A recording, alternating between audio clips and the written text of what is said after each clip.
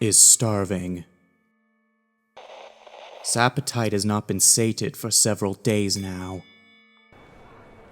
At some point, started seeing people in the city in a different light, screening them unconsciously. Will these humans satisfy my purpose or not? That alone is standard. Avoids the loud merchants with their body voices, instead weaving back and forth within the crowd. The shifting shadows of the city are a perfect place to hide. From one such night's hiding spot, scans the streets with an upward glance. Appetite is gradually becoming insuppressible. For now, I can endure it, but after a few more times, what will happen to my mind?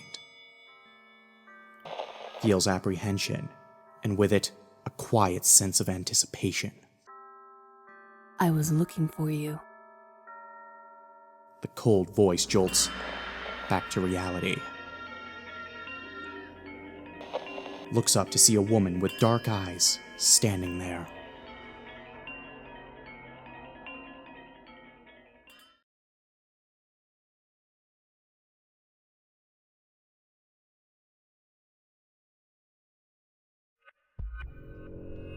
Is that girl? I knew it! It's that family's daughter!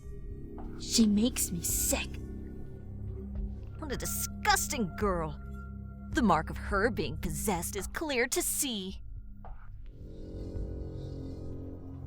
I wonder how much longer this will go on.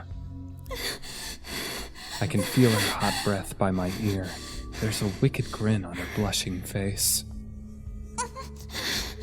She rocks her hips and loses herself to pleasure. She looks more childish than womanly. However, in stark contrast, her insides are definitely that of a mature woman. If you keep doing that... She cuts me off by forcing her tongue into my mouth. Our bubbling saliva pulls in the back of my throat, making it hard to breathe. I try opening my mouth to get some air, but her sticky tongue wraps itself around mine and runs along the inside of my gums as my consciousness gradually fades. However, the source of my pleasure is moist, and I feel my nerve tingle as she runs her tongue over me like a tentacle. And the moment that pleasure overtakes me and wedges itself into each and every fold of my brain. She spasms violently at her point of coitus.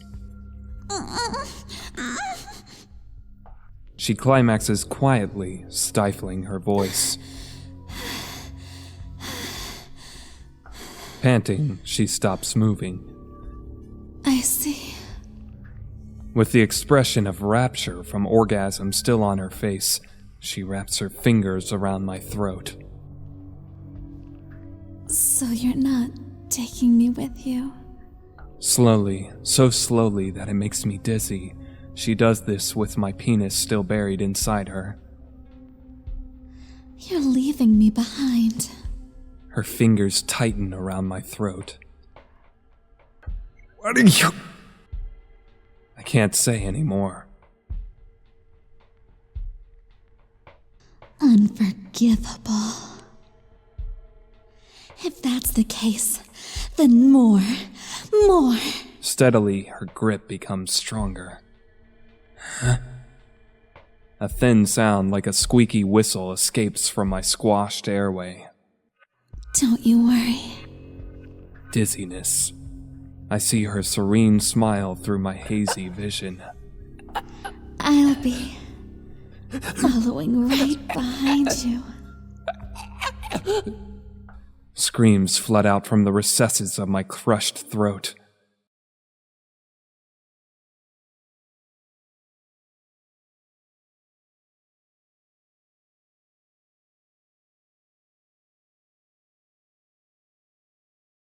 Shugo-sama? What's wrong? When I get myself upright, I see Hatsune looking down at me, worried. I was passing by in the hallway and heard you screaming out in your sleep. I'm sorry. Probably interrupted your work, huh? Not at all. Taking care of you is an important part of my job too. Hatsune smiles and pulls a handkerchief out of her pocket. Pardon me. She proceeds to wipe off my brow. You're sweating a great deal. Did you have a nightmare or something? I've had this recurring nightmare for the last few years. There's no way I could tell Hatsune about it, though. Nah, it was nothing. I brush aside her question. Anyhow, could I ask you to make some breakfast, Hatsune? I kinda fell asleep right after I got home last night. Oh, that reminds me, Shugo-sama. Hatsune pipes up, a distinctly accusatory expression on her face. Sleeping on a tatami is a no-no. You'll catch a cold if you don't sleep inside a futon. She is definitely right about that. In this winter season, sleeping without a futon is suicide. You even had the lights on. How sloppy can you get? I know, but I was tired. I let out a small sigh. I'm no match for her when she's like this. I'll be more careful from now on. Look, Hatsune, I've apologized already, so could you get me some food? I feel like I'm gonna collapse from hunger. Okay, I got it. I'll be right back with breakfast, so please hold on, Shugo-sama. I glance at my wristwatch. There's still time before Kazuna comes over here. I spot a newspaper on top of the table. Hatsune probably left it there for me. I lazily skim through the articles. Looks like there haven't been any new developments in the Ueno murder case. I wonder if the killer's having trouble finding prey because everyone's being more vigilant. Or perhaps there won't be any more victims and the case is closed. I sigh and put down the newspaper.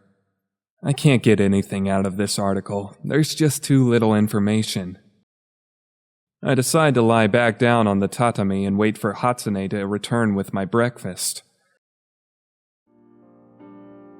The food is skillfully laid out on the table. There's white rice garnished with an egg, grilled fish, pickled eggplant and daikon, as well as shijimi miso soup. A simple yet labor-intensive meal in terms of preparation. The fragrant steam rising from the rice and soup makes my empty stomach twinge. Shugo-sama, please enjoy. As usual, please leave the silverware outside your room after you're finished eating. Hatsune gets up to leave. Why don't you take a little break, Hatsune? It's kind of dull eating all by myself. Lately, it's been our custom to chat during breakfast. I'm sorry. Oh, work? You've seemed a little overworked since yesterday. I recall what happened to Hatsune last night. Did someone at the Yukishiro say something to you? Otaha or one of her friends? No, that's not it. Hatsune appears to wrestle with what to say, then opens her mouth to speak. Koyuki-chan and Sari-chan didn't show up for work, so I had to help with their share. Koyuki and Sari. An image of the twins surfaces in my head. They're sisters of the same age as Hatsune, and I think they just made their grand debut as prostitutes. Now that you mention it, I haven't seen those girls recently. They haven't shown up at all? Yeah. Otoha-san's probably irritated because of that. Koyuki and Sari are Otaha's apprentices. I see. That puts you in quite a fix, doesn't it? Shall I tell Madame Ujaku and have her warn them? Hatsune looks somewhat troubled by my words. It's fine. I like working. Well, if you say so, Hatsune. Yes. I'm grateful for your concern, Shugo-sama. Hatsune bows and exits the room. I didn't do anything. If she had simply asked, there might have been something I could have done for her. Well then, it's nearly time for my appointment with Kazuna. I wait for her on the street that runs in front of the Yukishiro. The people in this neighborhood are creatures of the night, so there aren't many pedestrians at this hour. I came all the way out to the street to help with my digestion, but it seems like that was rather futile. I bet she got lost. There's nothing I can do about that. I've gotten this certain vibe from Kazuna since the moment I laid eyes on her. Is it carelessness? Accident-prone? Perhaps she's a bit slow. It looks like it snowed again last night, as the streets blanketed in a new layer of white powder. The cold starts to gradually seep in through the bottom of my feet. 15 minutes have passed. Kazuna's still not here. 30 minutes have passed. Kazuna's still not here. Why on earth do I have to stand out here in the freezing cold? Suddenly, thoughts of the futility of life run through my brain. I frantically shake my head to clear them away.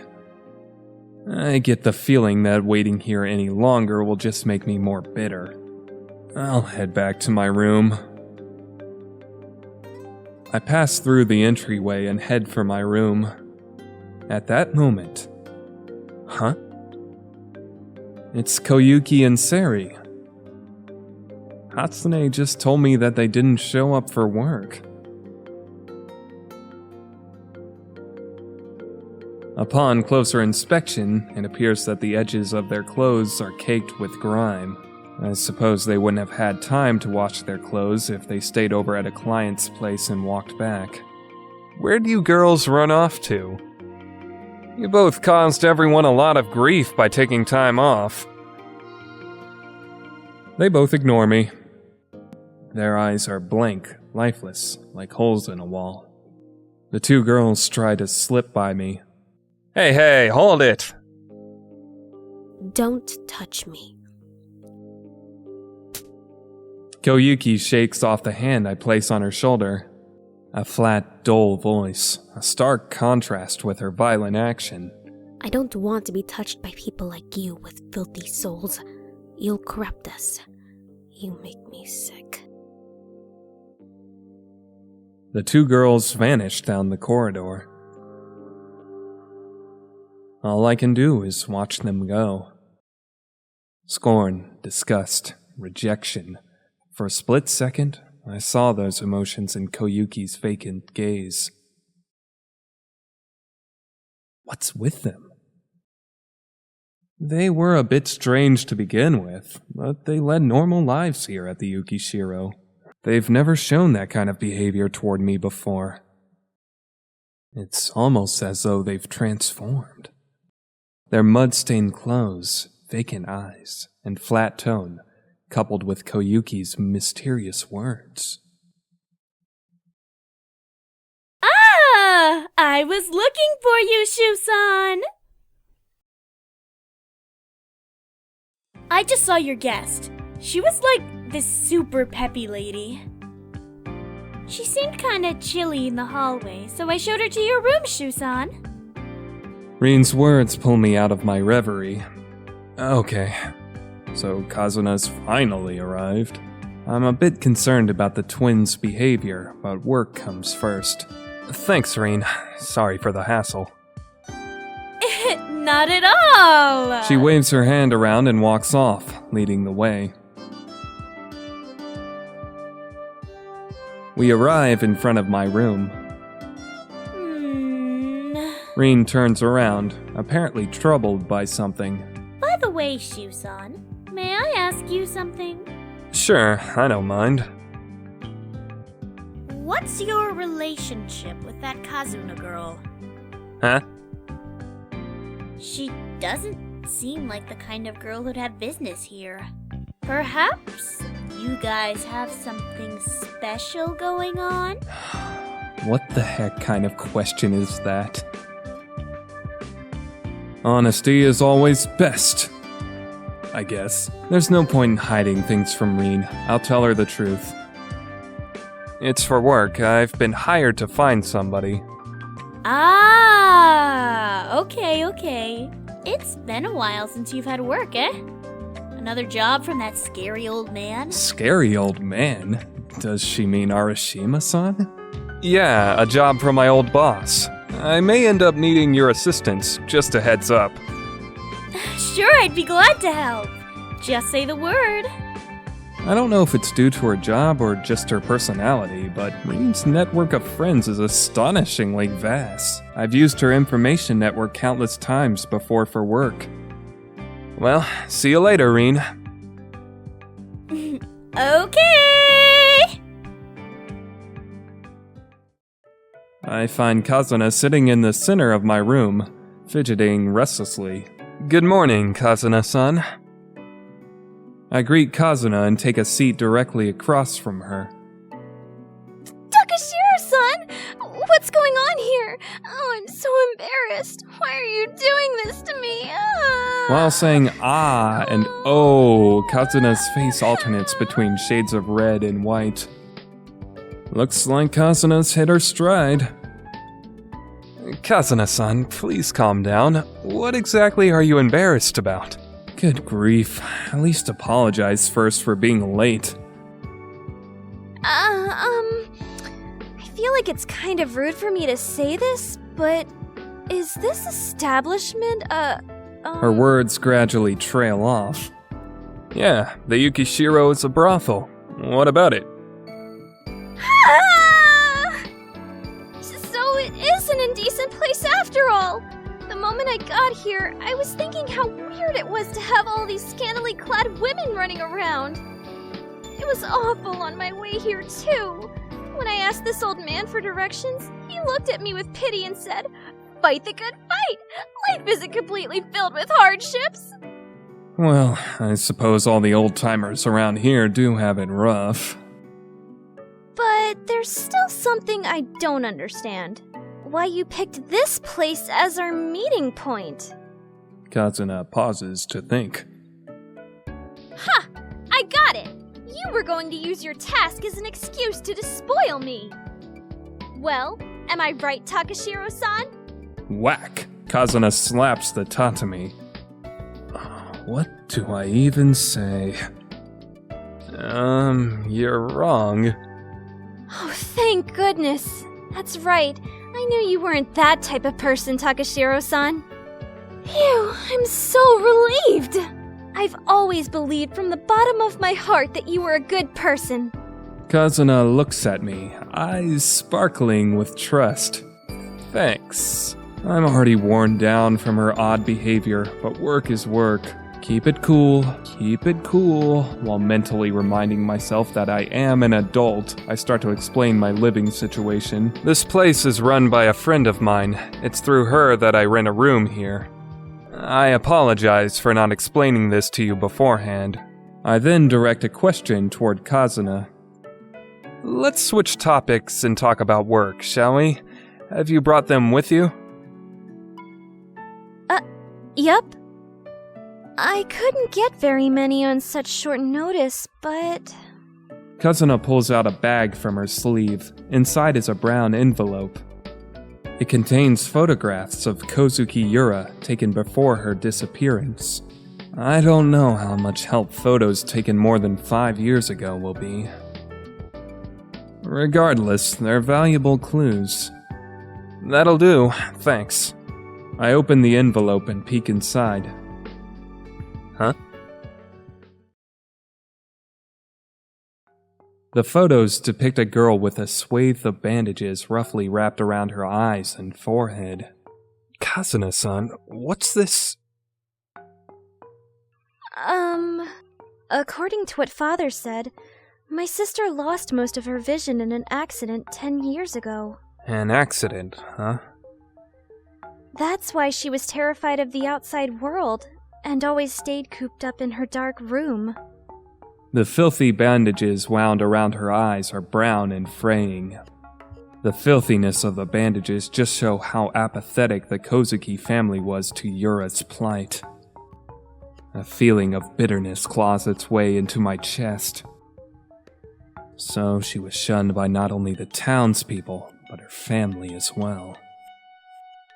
I see. I recall the girl I was romantically involved with 7 years ago. Yura never really talked about her condition, not even about the origin of her blindness, the accident. But I should stop thinking about that for the moment. Nothing's going to get accomplished if I don't focus my mind on the investigation. It'll be okay. This should do. Phew, I'm so happy it's useful. Takashiro-san, let's find my sister as fast as possible. Yeah. At that moment... Pardon me, Shugo-sama. I've brought some tea. I hear Hatsune's voice from the other side of the sliding door. Sure, come on in. Hatsune enters bearing a tray. Her movements are calm, graceful. This serene bearing is something Kazuna and Nana could never hope to achieve. Indeed, the very model of what a lady should be. Yes, a proper lady. Please enjoy it before it gets cold, miss. Hatsune says and presents the tea to Kazuna. Okay. Thank you so much for your hospitality. I'm so grateful. Not at all. Please enjoy. Hatsune gets up to leave the room while I'm trying hard not to burst out laughing at Kazuna's odd behavior. Hatsune, hold on 1 second. Yes? Let me introduce you. This is Kohzuki Kazuna-san. I'm going to be working with her for a while, so you girls might be running into each other. Right, Kohzuki-sama. It's nice to meet you. Not at all. Hatsune-chan, was it? I'm much obliged. And I don't mind if you call me Kazuna. She forcibly grabs Hatsune's hand and shakes it up and down furiously. Sure. Hatsune smiles awkwardly. Heck, I can't tell which one looks older. Shall we get going, Kazuna-san? I drain my cup of tea in a single gulp and stand up. Oh, right. Kazuna tries to follow suit, but instead chokes on the tea. I'm so sorry. She's trying to say something during her coughing spell, but I decide to ignore her. I turn to Hatsune and say, Well, Hatsune, I'll be back this evening. Okay, Shugo-sama. Have a nice journey. I leave the room, bid farewell by Hatsune's calm voice. You're going to...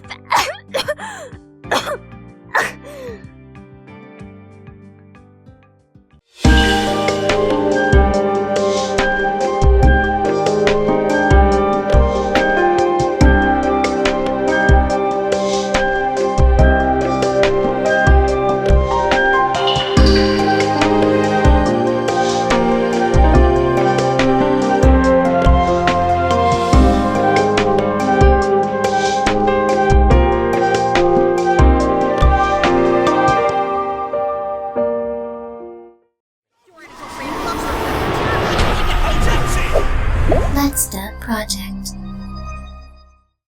Excuses are for the weak, Shugo.